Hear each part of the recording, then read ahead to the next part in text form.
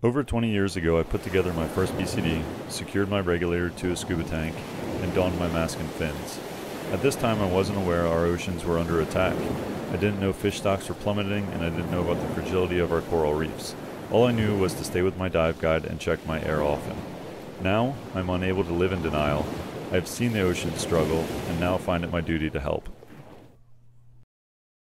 From the ocean's surface we may think everything is fine, but beneath the waves a darker secret emerges. Coral bleaching caused by environmental stressors is happening at an alarming rate around the world. Sea creatures of all shapes and sizes depend on coral reefs in one way or another. However, their habitat is being threatened. When the coral reefs disappear, many of these animals will disappear with it. Currently, people are joining together to help save our world's oceans by diving in and physically rebuilding the coral reefs, one coral at a time. Reef restoration programs are starting around the globe to help protect the critters we love so dearly. With your help, we can protect these animals for generations to come. Here's a quick look on how restoration is done.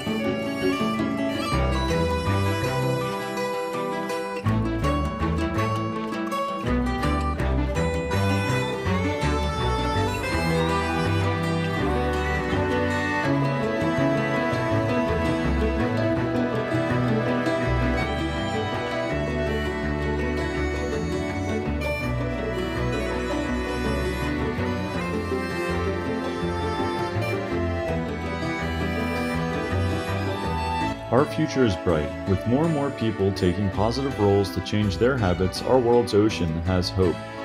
Our impact on the environment does not always have to be a negative one. As stewards of the planet, we can be a cause for change.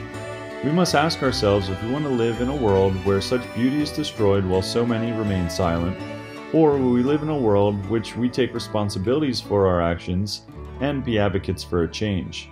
Because when the animals of the sea disappear, we will not be far behind them.